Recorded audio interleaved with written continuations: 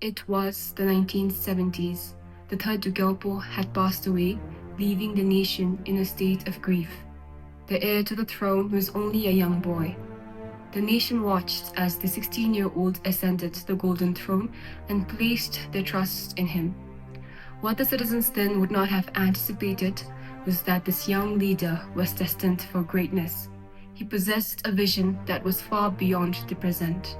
Under His Majesty's guidance, Bhutan entered into a state of prosperity, greater success, and unprecedented happiness.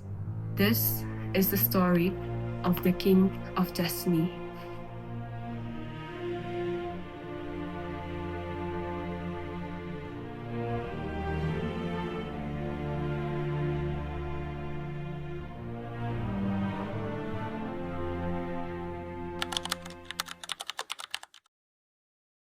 When we think of Bhutan's journey under the Great Fort Druk Gyalpo, I think one thing that shines above all is gross national happiness.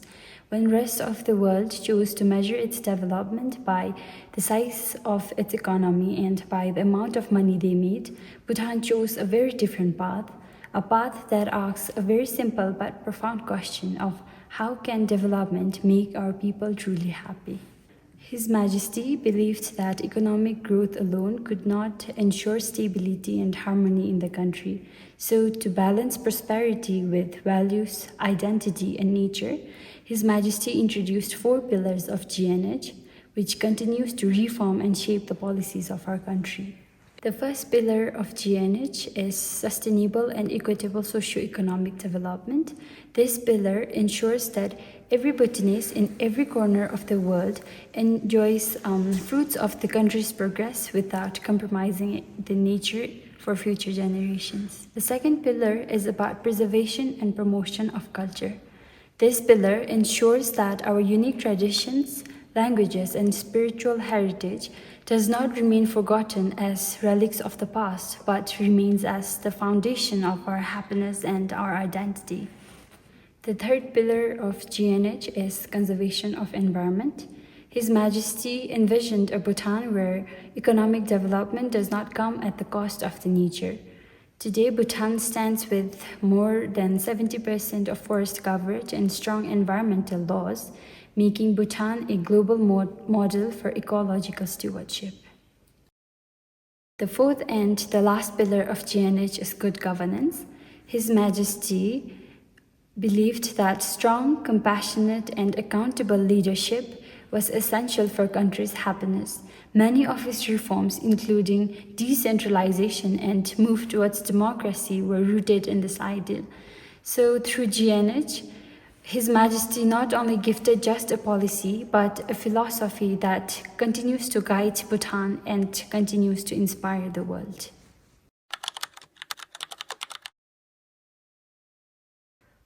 Bhutan's journey towards constitutional democracy was guided by the far-sighted vision of His Majesty the 4th Druk Gyalpo Jigme Singye Wangchuck.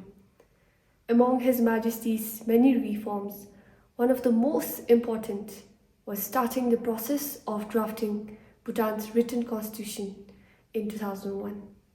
This showed His Majesty's deep commitment to building a just, accountable government based on the rule of law.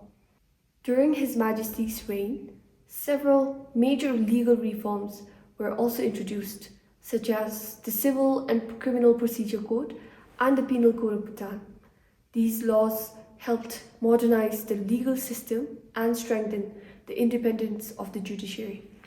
But His Majesty's greatest legacy is the Constitution itself, a document that protects Bhutan's sovereignty, the rights and freedoms of its people, the environment, and the guiding philosophy of cross-national happiness. In an extraordinary act of selflessness, His Majesty abdicated the throne in 2006, passing the leadership to His Majesty the 5th Druk Gyalpo. This ensured a smooth and peaceful transition to democracy. His vision and wisdom continue to shape Bhutan's democratic journey even today. Also, unlike many countries where people had to struggle and fight for democracy, in Bhutan, democracy was a gift, a precious gift from the throne.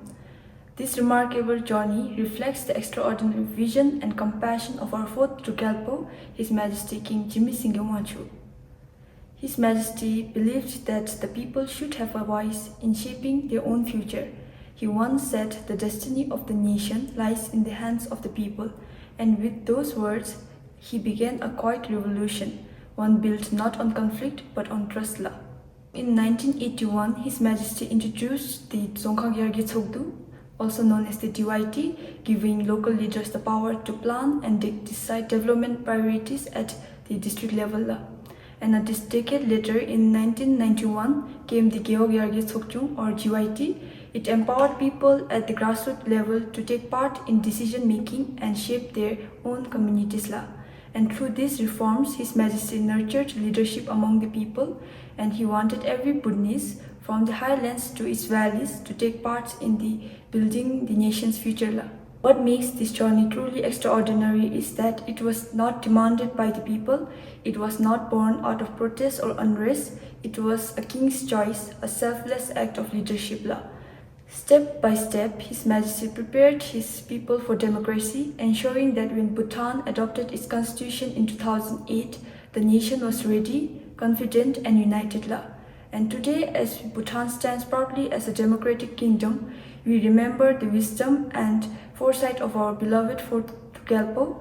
He showed us that leadership is not about holding power, it is about empowering others.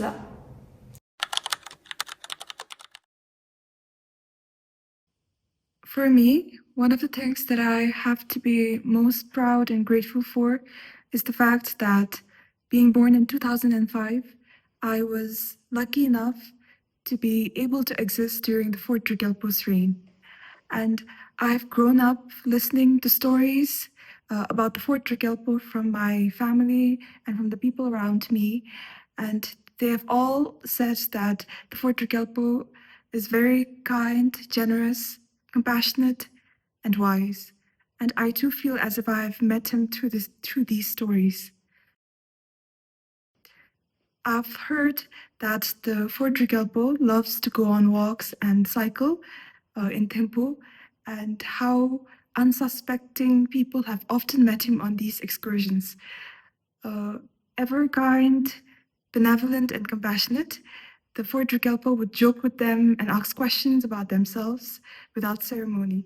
If I recount a personal story of my own, it was during the Tashirabnya of our law school that I first had the opportunity to see the fourth Druk Gyalpo for the very first time in person. From the moment that I saw the fourth Druk Gyalpo walk towards the center, I felt a huge wave of love and affection towards the fourth Druk Gyalpo, and my body began to shiver, and I felt tears naturally spring to my eyes.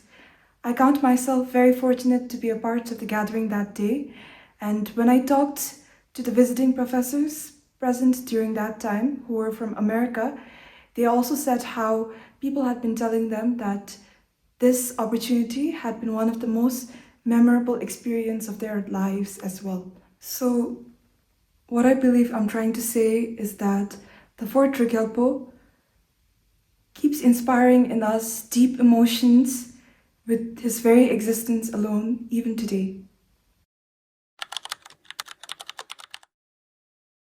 Tambara ngachara yabje tamba mewa druge jiba pe Jigme Singye Wangchuck gono dinchu jibigi chungka ki kezangi nimdilu mewa cho ngachara rumi yongi tsugenbe jisikeba matonge pa duju sewi tashimelamda jika mewa cho tichi gono dinchu jibigi chungka ki tichendi ngachara dachagi temba shacha thoba layi sumchutsa sumne lo mi lu chembi gewa lale pabi tichenda jika dinyamdu pomidi hachangi yamsin chewigi jijimda 대선미기 뒤천이 카드 포미디 해말렘 맞춤이기 뒤 캐벌진 진입에 세슈니 미와 지메 singye 초 벨데 좀베데 사체야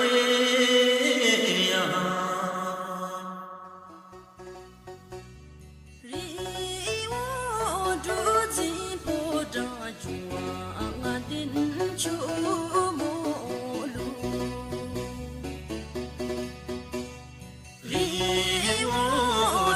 Singye